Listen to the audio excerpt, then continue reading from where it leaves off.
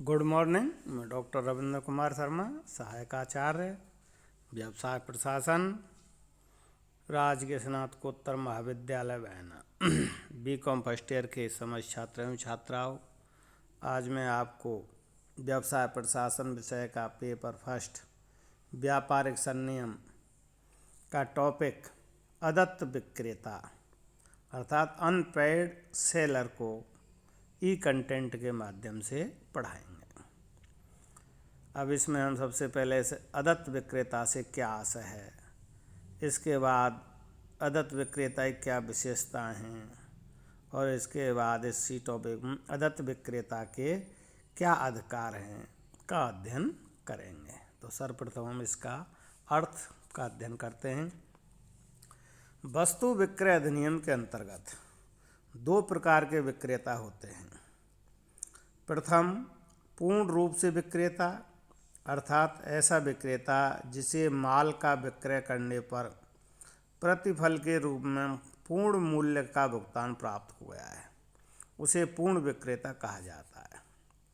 इसके विपरीत ऐसा विक्रेता जिसे विक्रय किए गए माल का क्रेता द्वारा किसी भी रूप में माल का संपूर्ण मूल्य, आंशिक मूल्य या कोई भी राशि संपूर्ण माल के संबंध में यदि कोई भी राशि बकाया है तो ऐसे विक्रेता को अदत्त विक्रेता कहा जाता है। ऐसे विक्रेता जो अनुबंध करते समय पूर्ण विक्रेता होते हैं, लेकिन अनुबंध के अंतर्गत कोई विनिमय पत्र, प्रतिज्ञा पत्र या अन्य कोई प्रपत्र जिनके माध्यम से भुगतान किया जाता है, वह भुगतान के लिए प्रस्तुत करने पर अनादृत हो जाता है अर्थात डिसऑनर हो जाता है, तो ऐसी दशा में वह पूर्ण विक्रेता से अदत्त विक्रेता की श्रेणी में आ जाता है। इस तरह से इसका अदत्त विक्रेता वो कहलाता है। सामान्य रूप से व्यापारिक लेन देन पूर्ण रूप से नकद या विनिमय पत्र के माध्यम से होते हैं। इन्हें माल खरीदते समय ही पूर्ण मूल्य प्राप्त हो जाता है या कुछ राशि दी जाती है। भुगतान के रूप में या उधार माल बेचा जाता है या चेक या अन्य विनिमय साध्य विलेख भुगतान प्राप्त करने के समय अनादृत हो जाता है, तो ऐसी दशा में अदत्त विक्रेता बन जाता है। अब अदत्त विक्रेता की परिभाषा वस्तु विक्रय अधिनियम 1930 के अंतर्गत धारा 45 की फर्स्ट और सेकंड के अंतर्गत अदत्त विक्रेता के अर्थ को स्पष्ट किया गया है, क्योंकि अदत्त विक्रेता भारतीय वस्तु विनिमय अधिनियम के अंतर्गत एक अलग से अध्याय है। अब इसके अंतर्गत क्या परिभाषा दी है अदत्त विक्रेता की, वो देखिए धारा 1930 की अंतर्गत 45 फर्स्ट और सेकंड में माल का विक्रेता उस समय अदत्त विक्रेता माना जाता है जबकि उसे पहला ऐसे विक्रेता को संपूर्ण मूल्य का भुगतान अथवा भुगतान प्रस्तुत करने के लिए प्रस्तुत ना किया गया हो, पहला। दूसरा, ऐसे विक्रेता को माल के मूल्य के भुगतान के रूप में कोई वैधानिक विनिमय साध्य विलेख दिया गया हो अर्थात चेक आदि, और उसे भुगतान के लिए प्रस्तुत करने पर वह अप्रतिष्ठित हो गया हो अर्थात डिसऑनर हो गया हो, तो ऐसा विक्रेता जिसे माल के मूल्य का केवल आंशिक भुगतान प्राप्त हुआ हो, ऐसे विक्रेता को भी अदत्त विक्रेता के रूप में ही माना जाता है। इस तरह से अदत्त विक्रेता की इसमें परिभाषा दी गई है। दूसरी है इसमें, अब इसमें इस अधिनियम के अंतर्गत ये स्पष्ट किया गया है कि विक्रेता से आशय ऐसे किसी भी व्यक्ति को सम्मिलित किया जाता है जो विक्रेता की स्थिति में हो। उदाहरण के लिए विक्रेता का एजेंट जिसे पोत बाहर का पत्र पृष्ठांकित हो गया हो, प्रेषण या अभिकर्ता जिसने स्वयं भुगतान किया हो या जो मूल्य के लिए प्रत्यक्ष रूप से उत्तरदायी हो। विक्रेता से तात्पर्य ऐसा कोई भी व्यक्ति जो विक्रेता की स्थिति में हो, उदाहरणतः विक्रेता का एजेंट जिसे जहाजी बिल्टी का बेचन किया गया है या प्रेषक अथवा एजेंट जिसने स्वयं मूल्य का भुगतान किया है या जो मूल्य के लिए प्रत्यक्ष रूप से उत्तरदायी है। इस तरह से अदत्त विक्रेता का अर्थ आपको समझ में आ गया होगा। अब आगे है अदत्त विक्रेता की क्या विशेषता है जिनसे पता लगता है कि ये अदत्त विक्रेता है। पहला है स्वामित्व हस्तांतरण एवं सुपुर्दगी। पहला बिंदु इसका विक्रय अनुबंध के अंतर्गत विक्रेता द्वारा क्रेता के पक्ष में माल का स्वामित्व हस्तांतरण कर दिया गया हो, लेकिन विक्रेता ने क्रेता को माल की सुपुर्दगी दी हो या नहीं, यह महत्वहीन है। अतः स्वामित्व हस्तांतरण होना आवश्यक है, सुपुर्दगी कभी भी हो सकती है। पहली विशेषता तो यह है। दूसरी है मूल्य का भुगतान। विक्रय किए गए माल के मूल्य का भुगतान क्रेता द्वारा विक्रेता को नहीं किया गया हो या विक्रेता को क्रेता ने प्रस्तुत नहीं किया हो, माल के मूल्य का भुगतान जिसको नहीं किया गया हो। तीसरा है इसकी विशेषता आंशिक भुगतान, पार्ट पेमेंट। क्रेता द्वारा विक्रेता को माल के मूल्य का आंशिक भुगतान करना एवं आंशिक भुगतान बकाया रहने की दशा में भी विक्रेता अदत्त विक्रेता ही कहलाएगा। और चौथा है इसका विशेषता विनिमय साध्य विलेख का अनादरित होना। जब क्रेता द्वारा विक्रेता को माल के मूल्य के भुगतान के लिए जो विनिमय साध्य विलेख दिए गए थे उनको निर्धारित समय पर भुगतान के लिए प्रस्तुत करने पर वे अनादरित हो जाएं तो ऐसा विक्रेता उस समय अदत्त विक्रेता कहलाएगा। और पांचवा है दत्त विक्रेता पुनः अदत्त विक्रेता।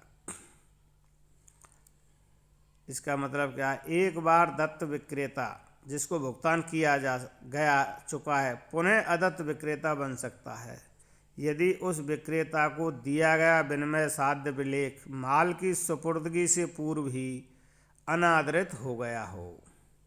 भाई इसका मतलब यह है, अगर किसी विक्रेता ने माल बेचा है किसी क्रेता को और माल के भुगतान के लिए अगर उसने चेक या कोई भी विनिमय साध्य विलेख दिया हो विक्रेता को,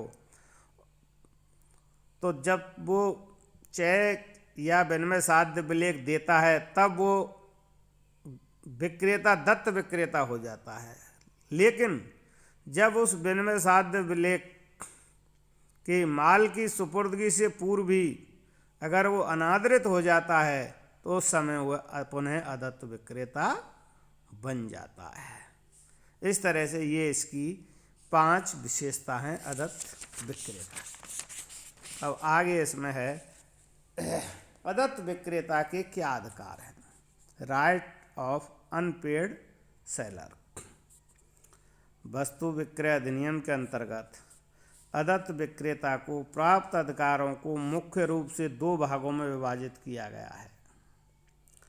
पहला है अर्थात अदत्त विक्रेता को क्रेता के विरुद्ध क्या अधिकार है। पहला है माल के विरुद्ध अदत्त विक्रेता के अधिकार और दूसरा है क्रेता के विरुद्ध अदत्त विक्रेता के अधिकार।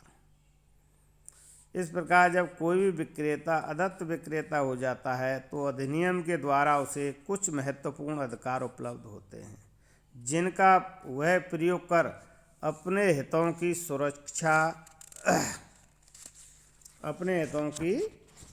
सुरक्षा करता है, क्योंकि व्यावसायिक क्रियाओं के प्रभावी संचालन हेतु ऐसी व्यवस्था का होना व्यापार को संरक्षण प्रदान कर उसका विकास एवं विस्तार अनवरत रूप से करने के उद्देश्य ही ऐसे अधिकारों का उद्गम किया गया है। तो माल के विरुद्ध क्या अधिकार हैं अदत्त विक्रेता के, वो देखिए आप। वस्तु विक्रय अधिनियम की धारा 46 के फर्स्ट के अंतर्गत जब किसी भी क्रेता के द्वारा विक्रेता को पूर्ण या आंशिक रूप में माल के मूल्य का भुगतान नहीं किया गया है तो ऐसी दशा में विक्रेता को जिसने माल के स्वामित्व का हस्तांतरण क्रेता को कर दिया है माल के विरुद्ध निम्नलिखित अधिकार प्राप्त होते हैं। पहला अधिकार है जिसमें माल पर ग्रहणाधिकार, दूसरा है माल को मार्ग में रोकने का अधिकार, और तीसरा है पुनः विक्रय का अधिकार। अब माल के इसको एक एक अर्थ देखते हैं। माल के विक्रेता का माल पर ग्रहणाधिकार। सामान्य अर्थ में ग्रहणाधिकार से आशय जब कोई भी विक्रेता जो माल उसके कब्जे या अधिकार में है उस माल का मूल्य प्राप्त हो जाने तक रोके रखने का अधिकार से है, ग्रहणाधिकार उसे कहते हैं। वस्तु विक्रय अधिनियम के अंतर्गत ये स्पष्ट किया गया है कि माल पर कब्जा या अधिकार रखने वाला अदत्त विक्रेता माल को उस समय तक रोके रख सकता है जब तक कि उसे माल का मूल्य चुकाया या प्रस्तुत ना कर दिया गया हो। एक अदत्त विक्रेता निम्नलिखित दशाओं परिस्थितियों में ग्रहणाधिकार के अंतर्गत माल को रोके रख सकता है। वो कौन कौन सी परिस्थिति हैं? जब माल का विक्रय उधार देने के किसी प्रतिबंध के बिना ही विक्रय किया गया हो। दूसरा, जब विक्रेता द्वारा क्रेता को माल उधार विक्रय किया गया है लेकिन उधार की अवधि या समय समाप्त हो चुका है। और तीसरा, जब क्रेता दिवालिया हो गया हो। यद्यपि विक्रेता के पास माल क्रेता के एजेंट अथवा निक्षेप ग्रहीता के रूप में हो, लेकिन किसी भी विक्रेता द्वारा ग्रहणाधिकार का प्रयोग किया जा सकता है। और दूसरा अधिकार है माल के विरुद्ध अदत्त विक्रेता को माल को मार्ग में रोकने का अधिकार। माल को मार्ग में रोकने का अधिकार। अदत्त विक्रेता के हितों की सुरक्षा करने के लिए वस्तु विक्रय अधिनियम द्वारा अदत्त विक्रेता का यह दूसरा महत्वपूर्ण अधिकार है, माल को मार्ग में रोकने का अधिकार। अदत्त विक्रेता के इस अधिकार के द्वारा माल को मार्ग में आगे बढ़ने से रोका जा सकता है, जिसके परिणाम स्वरूप क्रेता उस माल की सुपुर्दगी ना ले सके। वस्तु विक्रय अधिनियम की धारा 50 के अंतर्गत जब माल का क्रेता दिवालिया हो गया हो तो उस अदत्त विक्रेता को जिसके अधिकार से माल निकल गया है हो माल को मार्ग में रोक सकता है। अर्थात जब तक माल मार्ग में है वह माल को अपने अधिकार में पुनः ले सकता है, और जब तक अदत्त विक्रेता को माल का मूल्य न चुकाया जाए अथवा प्रस्तुत ना किया जाए तब तक वह उसे रोके रख सकता है। इस धारा के अध्ययन से स्पष्ट हो जाता है कि जब विक्रेता को जहाजी बिल्टी या अन्य बिल्टी अथवा स्वामित्वाधिकार संबंधी अन्य प्रपत्र मिल गए हों और उसने किसी मूल्य के बदले किसी अन्य व्यक्ति को सुपुर्द कर दिए गए हों तो ऐसी दशा में अदत्त विक्रेता माल को मार्ग में नहीं रोक सकता है। इसका मतलब आप समझ गए हों। इसका मतलब यह है जब क्रेता को जहाजी बिल्टी या अन्य बिल्टी या स्वत्वाधिकार संबंधी अन्य पत्र मिल गए हों और उसने किसी मूल्य के बदले किसी अन्य व्यक्ति को वह माल सुपुर्द कर दिया गया है तो अदत्त विक्रेता ऐसी दशा में माल को मार्ग में नहीं रोक सकता है। माल पर ग्रहणाधिकार के संबंध में ये नियम है। और अगला है तीसरा, माल के पुनः विक्रय का अधिकार। क्रेता द्वारा उपविक्रय या तथा गिरवी रखने का अदत्त विक्रेता ग्रहणाधिकार तथा माल को मार्ग में रोकने के अधिकार पर पड़ने वाले प्रभाव से नियम वस्तु विक्रय अधिनियम की धारा 53 के अंतर्गत ऐसा किया गया है। और फिर ये है पुनः विक्रय से क्या आशय है? माल के पुनः विक्रय का अधिकार के अंतर्गत सामान्यतः माल का विक्रय एक बार ही किया जाता है, लेकिन विशेष परिस्थितियों में एक बार विक्रय किए माल का दूसरी बार विक्रय इसलिए किया जाता है कि प्रथम बार जिस क्रेता को माल का विक्रय किया गया हो उसने उस माल का मूल्य नहीं चुकाया है, क्योंकि उसे स्वामित्व हस्तांतरण तो किया जा चुका है, लेकिन मूल्य नहीं चुकाने से अदत्त विक्रेता द्वारा उस माल को पुनः विक्रय करने का अधिकार नियमों द्वारा प्राप्त होता है। इस संबंध में क्या है, संबंध में वस्तु विक्रय अधिनियम के अंतर्गत कुछ नियम प्रभावशील हैं। पहला है पुनः विक्रय का अधिकार। अदत्त विक्रेता को माल पर ग्रहणाधिकार या माल को मार्ग में रोकने का अधिकार का उपयोग कर लेने से ही विक्रय अनुबंध का निराकरण नहीं होता है, बल्कि इसके पूर्ण निराकरण के लिए अदत्त विक्रेता को माल का पुनः विक्रय का अधिकार भी वस्तु विक्रय अधिनियम द्वारा प्राप्त होता है। माल नष्ट होने वाला हो, दूसरा नियम है, जब माल की प्रकृति ऐसी हो कि वह शीघ्र नष्ट होने वाला हो अथवा प्रदत्त विक्रेता जिसने अपने ग्रहणाधिकार या माल को मार्ग में रोकने का अधिकार प्रयोग कर लिया है, तो ऐसी दशा में माल को क्रेता को सूचना देकर या बिना सूचना दिए पुनः विक्रय कर सकता है। और चौथा है सुपुर्दगी रोकने का अधिकार। लास्ट अधिकार क्या है? सुपुर्दगी रोकने का अधिकार। भाई ये मानो तुम जब किसी भी विक्रेता को माल के मूल्य का भुगतान प्राप्त नहीं होता है, तो उस दशा में अदत्त विक्रेता उसके माल को, क्रेता को बेचे गए माल को सुपुर्दगी करने से रोक सकता है।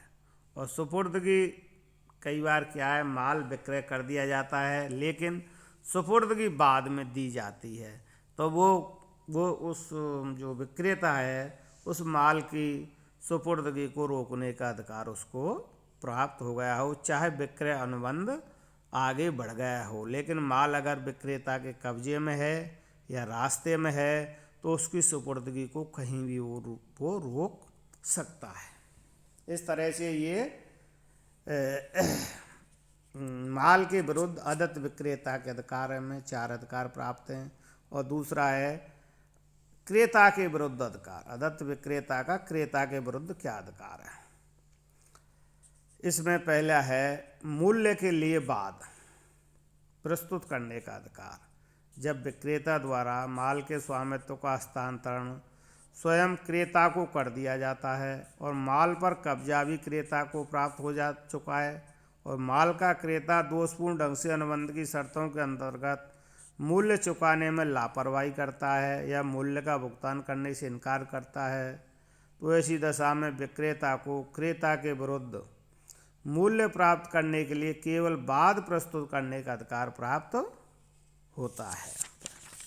और दूसरा है अस्वीकृति पर क्षतिपूर्ति। जब माल को स्वीकार करने में क्रेता और उसके मूल्य का भुगतान करने में गलत तरीके से उपेक्षा या इनकार करता है, तो विक्रेता इस अस्वीकृति के कारण होने वाली हानि की पूर्ति के लिए क्रेता के विरुद्ध वाद प्रस्तुत कर सकता है।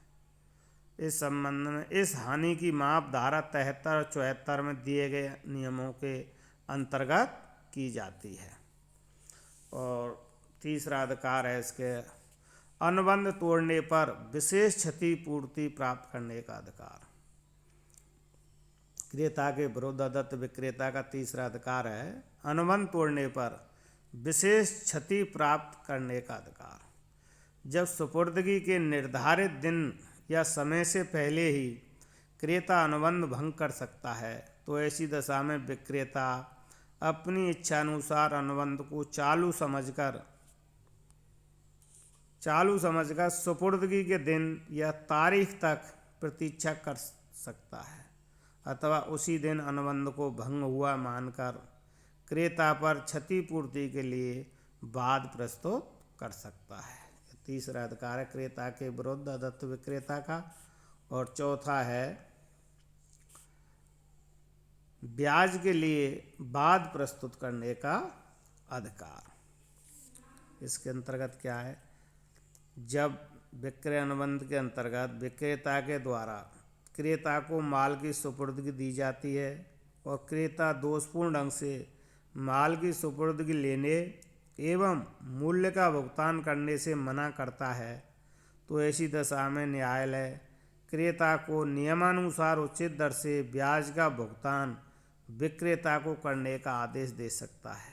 ब्याज की गणना माल की सुपुर्दगी अथवा मूल्य के देय होने की तिथि से की जाती है। विक्रेता ब्याज का भुगतान प्राप्त करने का अधिकारी केवल उसी दशा में होगा जब उसे क्रेता से मूल्य वसूल करना बाकी है। लेकिन यदि विक्रेता ने क्रेता से मूल्य प्राप्त कर लिया है और केवल क्षतिपूर्ति प्राप्त करना शेष है, तो वह ब्याज के लिए वाद प्रस्तुत नहीं कर सकता। ब्याज की दर का निर्धारण करना न्यायालय के अधिकार क्षेत्र में सुरक्षित रहता है। इस तरह से अदत्त विक्रेता के अधिकारों का हमने ये अध्ययन किया है। इस तरह से अदत्त विक्रेता को हमने इसका अर्थ, परिभाषा, अदत्त विक्रेता विशेषताएं और अदत्त विक्रेता के अधिकारों का ई कंटेंट के माध्यम से अध्ययन किया है।